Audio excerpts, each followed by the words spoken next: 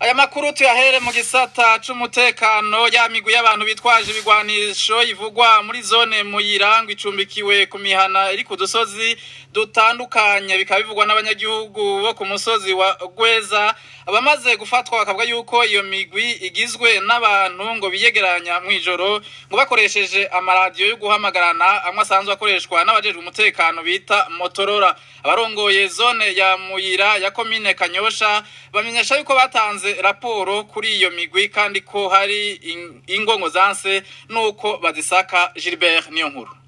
Kuva muri uwo munsi nyene Kiribaho ndese bavuze ngo yabomotse yavuye muri Kongo zimwe heze nka saa moya cyangwa saa mbiri twumva yuko ngo murabe maso ngo muri Kiribaho ndese ngo baraje natwe bamwe bagaca batangwa kuguma bavuga. Uyu mukenyezi wo ku musozi Gweza muri zone ya Muyira avuga ko haciye imisi barara ntibuca. Abanyagihugu ngaho mu Gweza bakavuga ko hari imigwi ivuga ko yavuye Ikiriba Ondes ngo icumbitse mu mihana iri ku misozi itandukanye. Hari imihana imwe baguma bikeka ko ariho babasize mu mihana yose itandukanye ngo yimbonera kure. Muri iyo migwi nyene ariho haraba abo mu Kiriba Ondes. Amaze kubabona bavuga yuko ko bari benshi. Bamwe ko bafise inkoho hageze mu ijoro ho batembera. Aho baba ntimurigera muhamenya. Urumva ari imihana imwe baguma bikeka yuko imaze kuvuga yuko abo bantu ngo bababikayo hageze mu ijoro. Gedeon Mitabavuma arongoye zone Muyira aremeza ko hari imigwi y'abitwaje ibigwanisho iri muri ako karere. Ku kibazo ciyo mihana ivugwa n'abanyagihugu ko ariyo yoba itunza abo bantu bakanyiguruka ijoro, Gedeon Mitabavuma asigura ko hari mihana yase gusakwa kandi ko yatanze raporo. Abantu bitwaje ibigwanisho mu ijoro bariho, urabona ku murango babara abantu mugabo mu ijoro niho bashika ibikoko. Ahare nakubwiye ko dufise abantu batemera ko tutinabasansuma, ugiye kumusansuma kugira ko atari hari ikindi bakanka. Vyaratunaniye rero nabivuze ko twatanze raporo kugira ngo abadukurira mu by'ubutegetsi bagira ico bakoze. Twababwiye ko akarere katameze neza, twaravuganye n'abasirikare n'abapolisi kuko abantu baguma batubwira ko babona abantu kandi naje haramaze kuza abantu kundondera imuhiri wanje. Abantu bakunda kuza kenshi usanga baba bambaye impuzu z'igisoda canke amakoti maremare ngabo vyo barafise inkoko abanyagihugu barababona. Abamaze gufatwa n'iyo migwi bavuga ko igizwe n'abantu benshi bahamagarana ku maradiyo akoreshwa n'inzego z'umutekano benshi bita Motorola. Nibona Shantare yacitse ku icumu yari yanyurujwe n'iyo migwi hari kuri uyu wa kabiri. Baguma telefona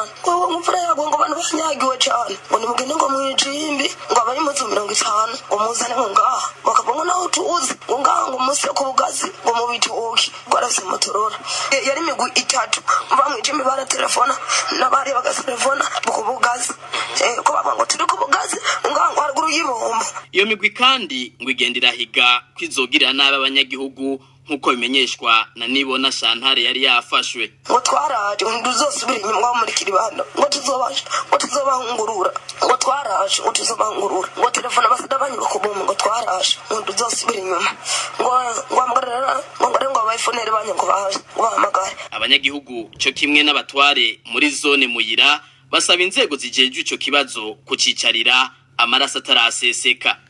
Abanyagihugu bo muri zone ya Ruyaga komine ya Kanyosha mu ntara ya Bujumbura nabo nyene ngo baratewe amakenga niyo migwi y'abantu bagenda ijoro bitwaje ibigwanisho. Muri ijoro ryakeye ku mutumba wa Sarango muri iyo zone abanyagihugu baho ngo bakaba babonye imigwi ibiri y'abantu barengana bambaye ibikoti kandi bitwaje n'imipanga bakaba baraye ntibuca. Muri zone ya Kibuye komine y'Isare bamaze iminsi barara ntibuca biturutse ku migwi y'abantu bitwaje ibigwanisho bambaye n'ibikoti birebire. Muri ijoro ryakeye hinduru ngo zikaba zaraye ziravuga ku mutumba wa Nyarukere. Inama y'umutekano yacikoreshwa na Mustantera arongoye iyo komine vyihuta abanyagihugu bagasaba ko iyo migwi yotuzwa umutekano wabo gakingirwa. Mariko Kirwani yazindukiye. Uwo mutekano muke urangwa muri zone ya Kibuye ngo niho waraye usumye abanyagihugu ku mutumba wa Nyarukere barara barakoma induru bakamesha ko ngo hari amakuru bari baronse ko hari abantu bitwaje ibigwanisho ngo baje n'imiduga binjiye kuri uyu mutumba. Mu nama y'umutekano yakoreshejwe na Mustantera wa komine Isare abanyagihugu bakamenyesheje ko ngo atari agaseserwa rumuri ngo iyo migwi ihari bakavuga ko mu ijoro ryo kuri uyu wa mbere shira wa kabiri abanyagihugu ngo babonye ku mutumba wa Gisagara bene abo bantu ngo bitwaje ibigwanisho ngo aho bari mu gashamba k'ibiti ngo babirukako ariko ngo bakaba batashoboye kubafata. Ico ngo babonye ngo ninjya zitandukanye zigizwe n'ibijumbu n'imyumbati bahora bafungura. abajejwe umutekano bari muri iyo nama nabo nyene bakaba bemeje ko ngo hari ikibazo c'umutekano muke basaba abanyagihugu ko iyo bishitse bagategwa ngo boreka guca bakomera induru rimwe kuko ngo bibajuragiza iyo hageze ko batabara. Musanteri wa komine Isare akaba asaba abanyagihugu gufatana mu nda ngo bakarengera ivyo vyose vyo batandukanya n'ivyiyumviro vya politike. Akaba yanamenyesheje ko iyo komine iri mu zari zasizikajwe n'intambara ihitiye ngo uyu munsi ngo atakintu na kimwe cotuma isubira inyuma mu vy'umutekano. Muri komine ya Isare mu ntara ya Bujumbura ariko kirura kuga RP. Abanyagihugu muri komine Kanyosha iyo ntara ya Bujumbura biyamiriza urwarukango ruhungabanya umutekano bavuga ko rwavuye muri Kongo mu rwandiko bandikiye userukirishira hamwe mpuzamakungu ni mu Burundi bavuga ko urwo rwaruka rwavuye kiri Baondes mu myezo ya gisirikare ubu rukaba rucumbikiwe mu mihana imwe yo mu ntara ya Bujumbura. Abanyagihugu bemeza ko urwo rwaruka ngo rufise umugambi wo kugandagura wo wese atavuga rumwe n'umugambwe CNDD-FDD uri ku butegetsi Adeline Umutoni. Muri urwo rwandiko rw'iminwe rwatewe ku mukono n'abanyagihugu 76 bo muri komine Kanyosha. Abo banyagihugu bagaragaza amakenga bafise ku mutekano muri komine Kanyosha. Abo banyagihugu bamenyesha Onanga Anyanga ko hari urwaruka rwegukira umugambwe uri ku butegetsi CNDD-FDD rwari rumaze igihe rugirira imyimenyerezo ya gisirikare muri Republika Iharanira Demokarasi ya Kongo. Ubu aho ruviriye mu gihugu ca Kongo ngo rwashizwe mu mihana imwe mu ntara ya Bujumbura mu ntumbero yo kwica uwo wese atavuga rumwe n'umugambwe CNDD-FDD. Abo banyagihugu babandanya badondagura bacitse ibikoresho by'uwo mugambwe mu gukwirakwiza ugo gwaruka mu mihana yo mu ntara ya Bujumbura mu ntumbero yo korosha ugo ruhigi rw'abatumva imigambi n'imigabo ya CNDD-FDD. Kubw'abo banyagihugu ngo uwuza kwisonga ry'ugo rwaruka nuwitwa Ntaryabasovye Samuel Batazira Jaco asanzwe atwara urwego rw'igendereza mu ntara ya Bujumbura ngo agafatanya n'umukuru wa zone Muyira Mitabavuma Gedeon Bosco asanzwe ari umuyobozi w'ishure gisumbuye ryo kumuyira College Communal do Muyira.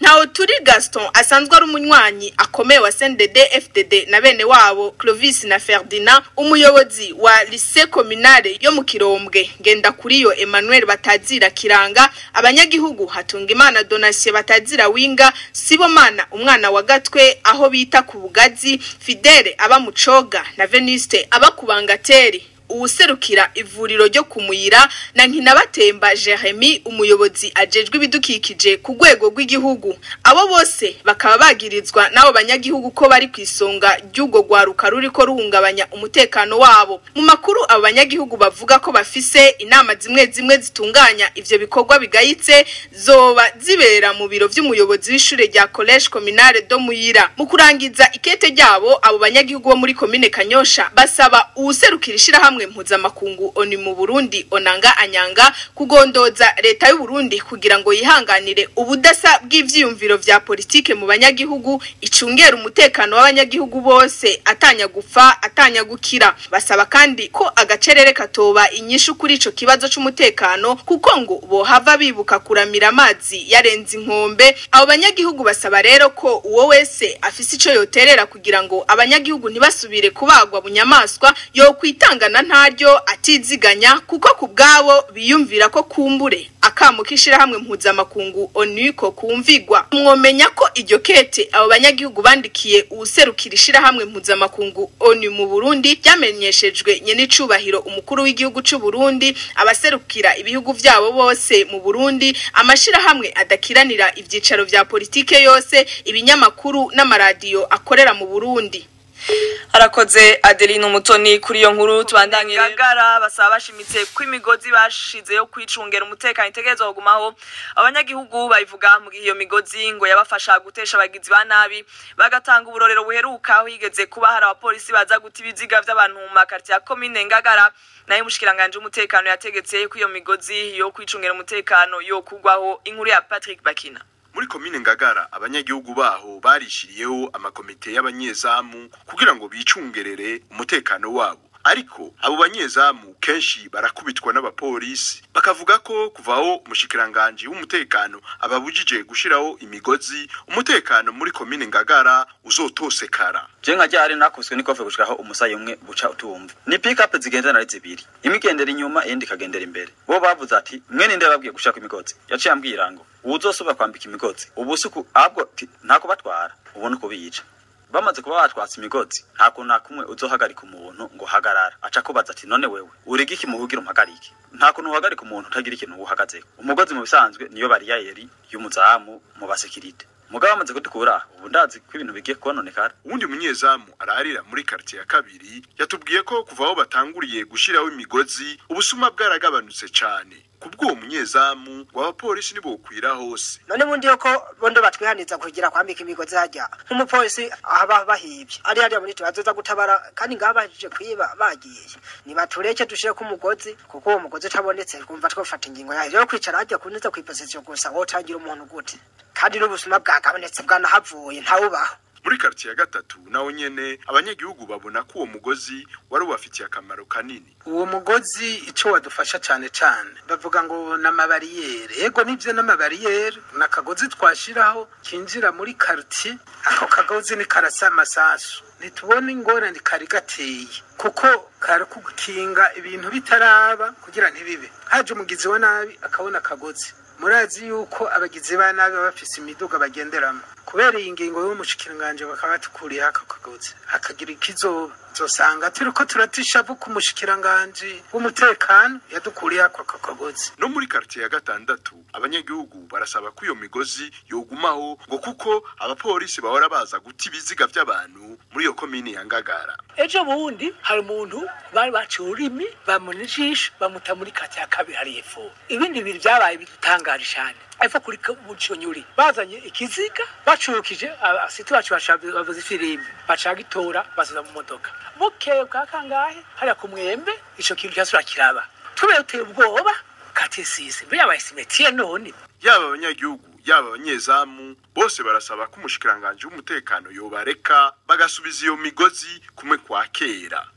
abantu bane barayibishwe mu ijoro ryakeye ku mutumba wa Rubaho muri komine Giharo y'intara ya Rutana batatu muri abo nabo mu muryango umwe bakabagizwe n'abana babiri hamwe n'umuvyeyi wabo urwo rugo rwari rwatewe n'abantu bitwaje imipanga n'amahiri bamaze gutema uwo mukenyezi n'abana biwe babiri nyene urugo yaragerageje kubivuna aca yica umwe muri bo uwundi nawe arakomereka aca aranabasiga uwo yahasize ubuzima ngo yarateye amakenga abanyagihugu b'Igiharo kuko bavuga ko yari yambaye ikoti ya gisirikare ikinga imvura iyo bita impermeable mu gifaransa kandi ngo akaba adasa n'abasanzwe bamenyerewe aho mu Kumoso ikiziga ciwe caciye kijanwa mu burukiro bw'igihofi kugira ngo bakora amatohoza kuri uwo muntu kuko atari amenyerewe aho nyene mu Kumoso aya makuru akaba yemezwa n'abarongoye igipolisi mu ntara z'ubumanuko Ngagara hari umwe muri abanyezamu bacungera umutekano w'abanyagihugu ku mabarabara yakubiswa rashaya na polisi bagendana mu stane wa komine Cibitoke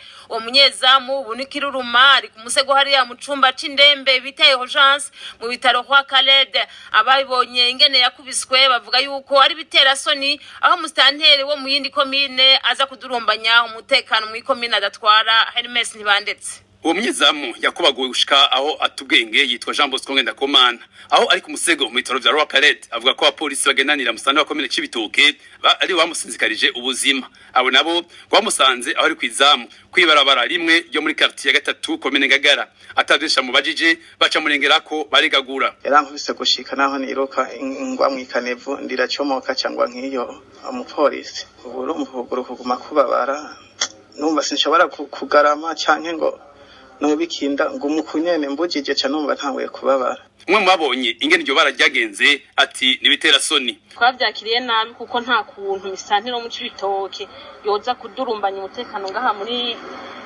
muri komine yindi ya Ngagara sinzi je dusaba umutekano kweri ngaha mwamenye gute ko ari mustanteri twamumenye kubera afise n'akabari ngaha kuri Kenzi bari kumwe n'abajene ngaho mu Cibitoke nyene sinzi yo bari bavuye twabona bahagaze hajya rero baca baragenda hari minwi hari saa jijoro na mirongo umwe mu bararigwa aremeza ko musana wa komine Cibitoke ariwe yatumye uwo munyezamu asinzikarizwa ubuzima agasaba ko yokurikiranwa eka mbere akanavuza uwo munyagihugu nge twavyakiriye ahubwo birateye isoni n'agahinda ngene umuntu yomuduka mu yindi komine akaza gukwita abantu asanze ku kazi twabahaye twe twisopa amafaranga yabaga baducungire n'umutekano bakabwira ati kura habo dushira abajejwe umutekano w'iwacu twe ntitwovyanga ngo gushika ubu mustanteri baramutelefone higeze ntaco yabivuze ko mustanteri w'iwacu umushefu do quartier ariko kunoma baramubwiye ntaco yabivuze ko gushika ubu twabuze dufata nico tureka umuntu n'indembe mu bitaro umunyezamu akaba ari indembe muri Wakarete avuga ko amerewe nabi cyane kuguru n'abaganga ngo bamusavye gutanga amafaranga ibihumbi 150 y'amarundi.